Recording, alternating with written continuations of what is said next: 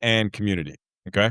So we've helped over 1,000 students build their vibe coded app from scratch. Wow. Do that in 12 weeks or less. Holy shit, dude. Yeah. We're the #1 vibe code MBA. You and I met back when I was running my last software development firm. I built that, sold that, and the company I sold it to acquired this company and made me CEO of it. Okay, wow, that's crazy, man. That's awesome. Yep. Wow, super cool. What's wrong with the ads? Yeah. So the ad fatigue, I think, set in. The previous guy was just like a powerhouse. He built Prize Picks, and he is like a master marketer as well. So basically he was doing the ad creative, the targeting as well, which is now automatic because of Meta's Pixel. Right. And I think like I've created maybe 6 ads that were like similar to his, trying to, refreshen up the ad creative. His ad is still performing the best, but now ad fatigue as a whole is setting in. Why? Yeah. I think so we acquired the company in October of 2025. That ad had already been running for a few months prior. So you're looking at well over 6 months, probably closer to a year, that ad has been running. So people were probably just getting tired of it. We'll see. If that's wrong, I hope so. I can share what's the name of the business account? Ambitious app. I think today you would accept it. You sent it. No, I accepted it. Yeah. Okay, it's all right. Wait, how come it's not pumping up? Okay, I have hundreds of ad accounts. Yeah, it was yesterday. Yesterday at 3:59 p.m. Yep. That's weird. Okay, I'm in. All right. So we have 3 campaigns per website schedule per webinar. Explain to me the 2 campaigns. Okay, so let me go to it right now. So you see webinar promo, AL webinar leads, AL lead 5 warm, right? So AL lead 5 warm is our primary like book of sales call flow, right? Like that's our foundational flow. When ad fatigue started to set in, I'm doing research on Jeremy Haynes. Are you familiar with Jeremy Haynes? Yeah. So one thing the CEO left us when he left, or the founder left us when he left, is access to a Jeremy Haynes course. He said, along with Russell Brunson and pretty much everyone, you already know this. Yeah. If you do a monthly webinar, I think they say weekly technically, but if you do at least a monthly webinar, you'll never have to worry about money again, right? That's what everyone says. It's the highest online converting event, all that good stuff. And I thought, why don't we do a monthly? Oh no, we're about to find out, right? Does Elon Musk use webinars? Yeah, it's a little different, right? Highest grossing? Well, does NVIDIA? Well, who makes the most revenue? Amazon? Did they use webinars? Yeah, but this is for B2B offering, like service-based offering things. Oh, so if we find the highest B2B revenue company, which is what, NVIDIA and also Amazon, do they use webinars? No, but those are packaged goods. That's hardware. They're selling hardware. They're not doing a demo for what they can do for the end consumer. All right, maybe. Just say, that the best online grossing tool is webinars. I think that's a big statement, but let's continue.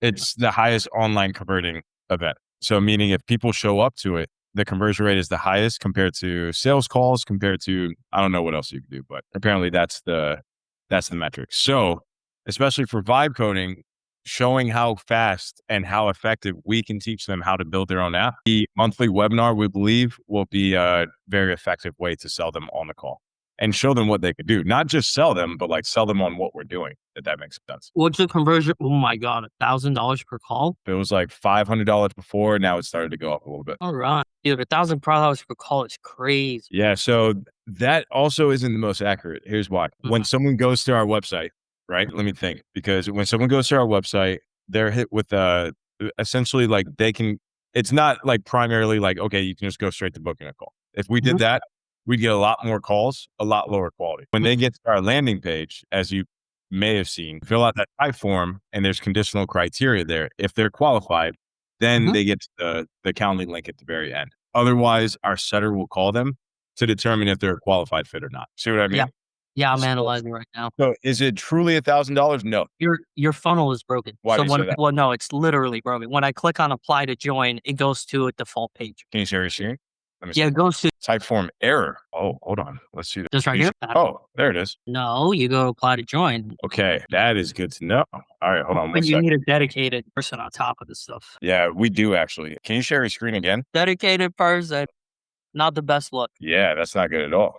Look, I can't be more literal. Apply to join, right? I think this is the right button. And you're going to type form error. Okay, good to know. How long has that been going on for? Oh, hopefully not too long. Yeah, that must be very recent. Oh, yeah. All right, so we'll let that go for now. So unfortunately, I cannot give you information on that. I need to see the full funnel first. Tell me about the webinar results. So our first webinar is coming up.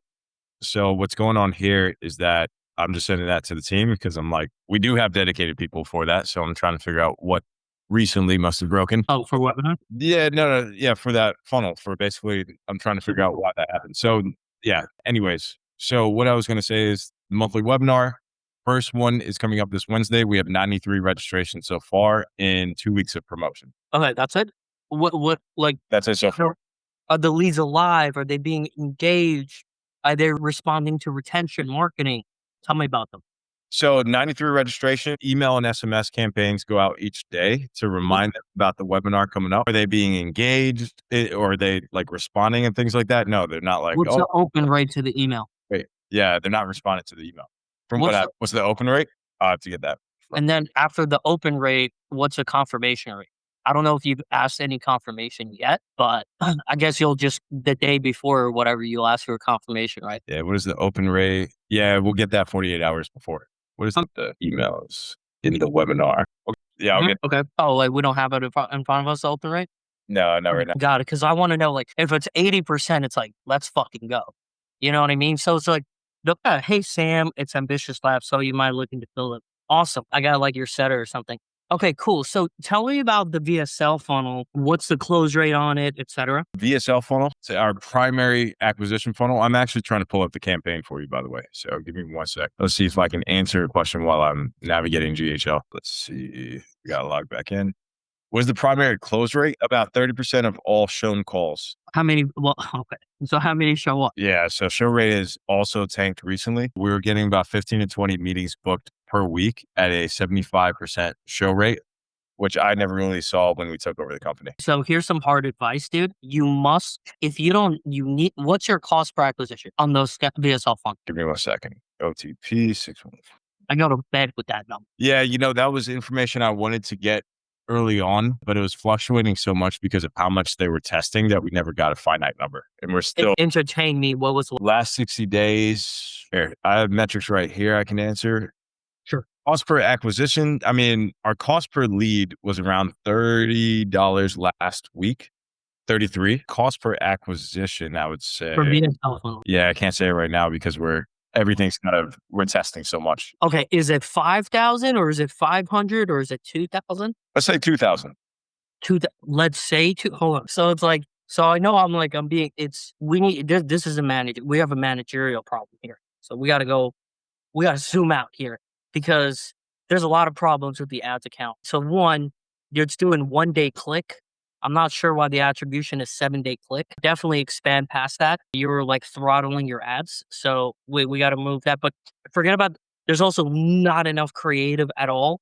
You have like one ad for VSL funnel, which is insane. We're going to withdraw and we're going to this is a managerial problem. I can tell already. So here's the thing, by the way, we have like maybe 12 different videos. They were not performing as well as the old one. That's the thing. Were they not performing at the ad level or campaign level? I would say, we have an ads manager, so I'm trying my best to answer everything with what they're experimenting with, but I would say at the ad level. So you have to look at the campaign level because who cares what the creative ad level says?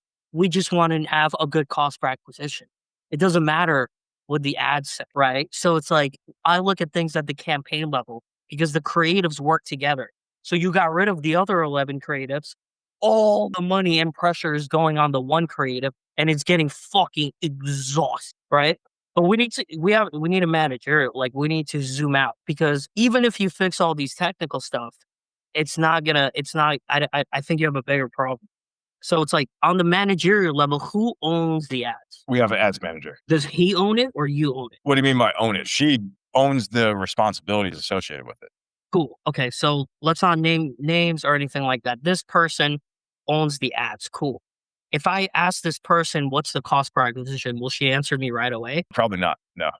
Whose fault is that? Hers or yours? I would say mine. Okay, cool. Why? Because you're testing so many things? Yeah. Okay, but what's the denominator? So you're testing, but what's the denominator? What's the root comparison? So we're trying to be better than what? Wait, CAC was $750, by the way. $750. Yeah, $750. Amazing. Yeah. $750 on the VSL phone. It was, yes. Was when? I would say, I'm looking at my whiteboard right here. It was roughly, that was a hypothetical CAC. So here's the thing, man. This is a man. I'm telling you, see, it's something's wrong on a managerial level. So it's like, I think we can solve the technical stuff like your attribution is too narrow. Why are you doing 7-day click? That's not good. Zoom out from that. Why do you have one creative? Zoom out for that. So you have So huge. talk to me more about that. So what do you So mean 7-day versus 1-day click? I don't even know what that means. 7-day click is just focusing on click attribution, which exhausts the campaign. Okay. Facebook does better when you optimize for impressions and engagement too, right? So when somebody sees an ad, doesn't click it, goes on your Instagram account, loves what they see, clicks the link in bio, that's not click attribution, that's impression or engagement attribution, right? But you're not optimizing for that for some reason. Probably because you have tracking software that doesn't credit engagement or impression based attribution, which is also another, like you have a lot of technical issues. Like Yeah. I bet the funnel doesn't work. That's the third technical issue. And then honestly, if I dive deeper, I could find more, right? But let's step back. Okay.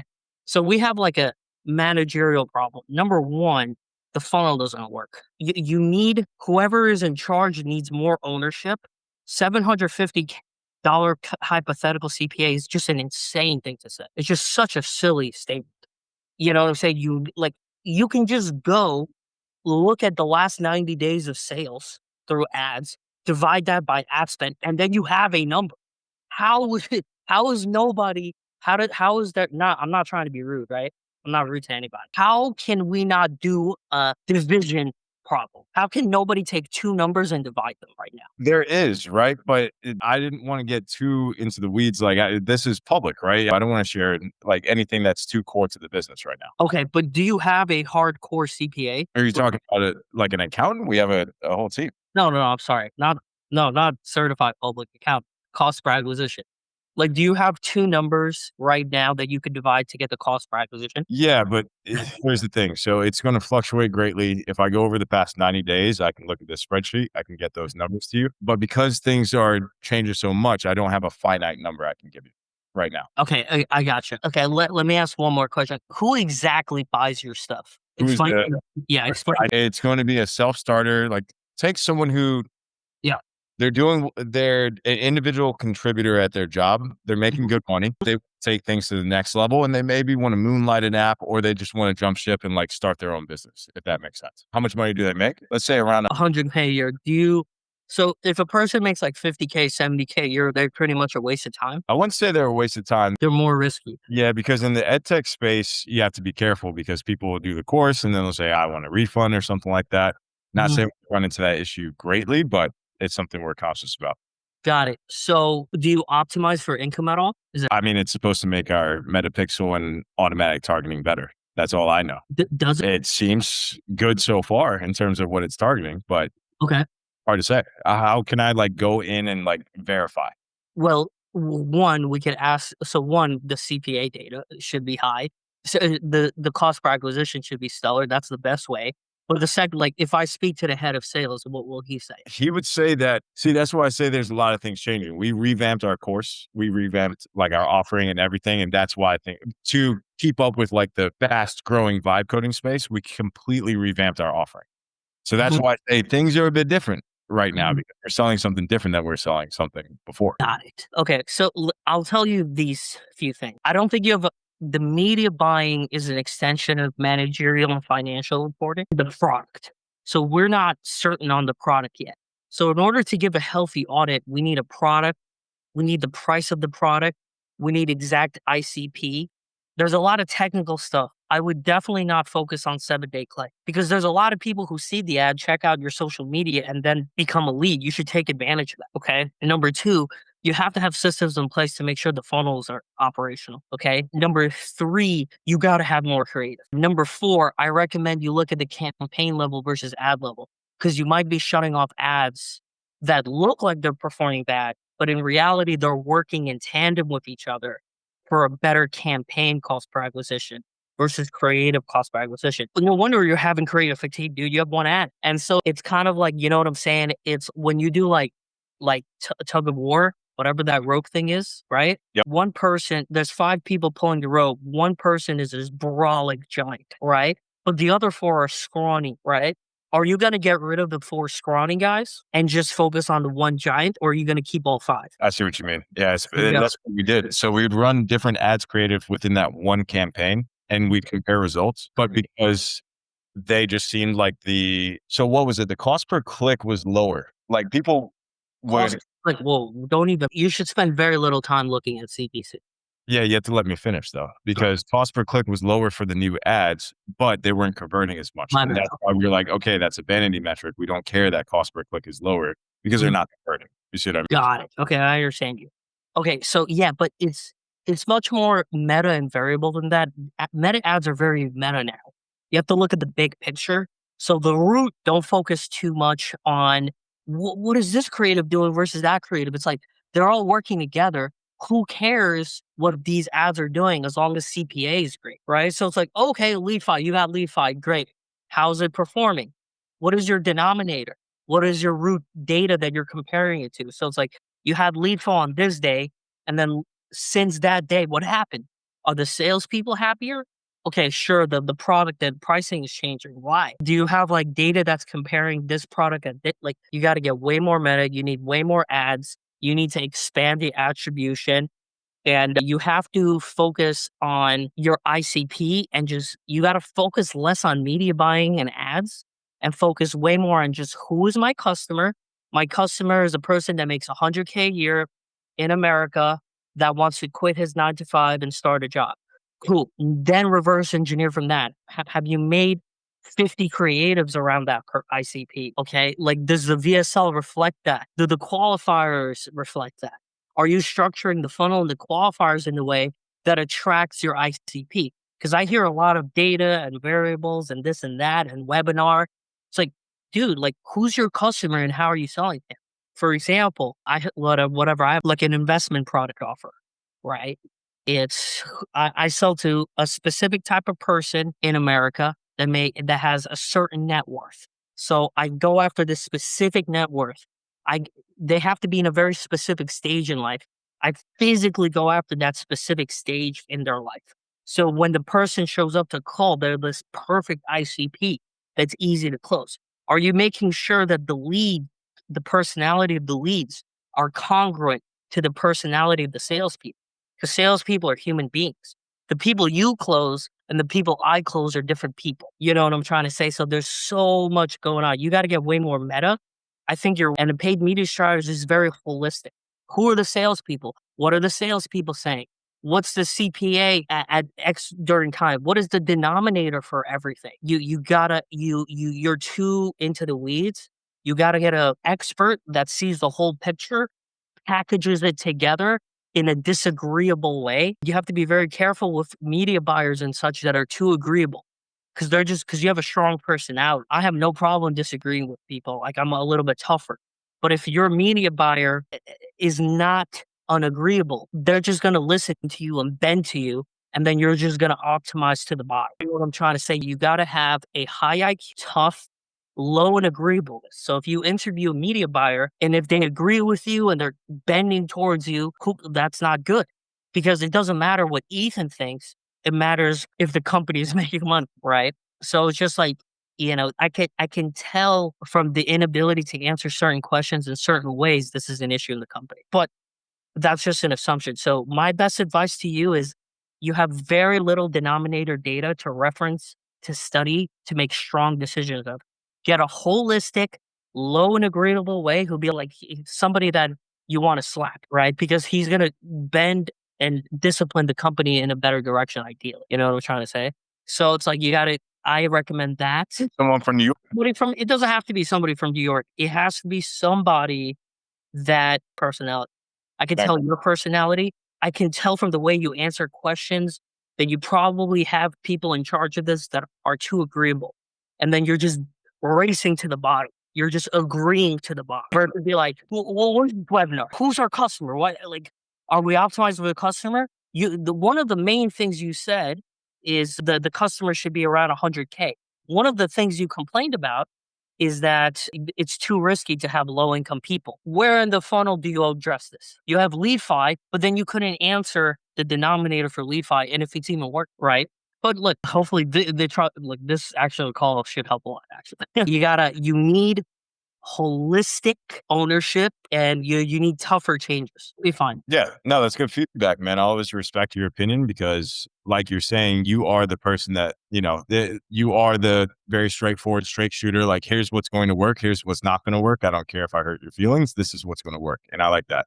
Yeah. And that's what we need. You know what I mean? We can have, sure, that we can have another discussion. I do have another free audit. Let me go to that call, but just you need to have a very serious conversation and be like, who is what? Like, and you need denominators because in order to study data, you need a denominator, bro. Like, what's you know what I'm saying? And so start there. Don't when you speak to your media buyer, give them room to disagree with you. Make it comfortable because I don't want to get politically incorrect on this call, but sometimes certain genders are more agreeable. You know what I mean? But you're doing great. Keep doing it. Keep going, man. You'll be fine. But you need to make serious managerial changes. It's at the managerial level down. Yeah. Gotcha. Yeah. Starts with me. Absolutely. So thanks, man. Good. We'll talk after your next. You can call me anytime, dude. You have like my cell or text.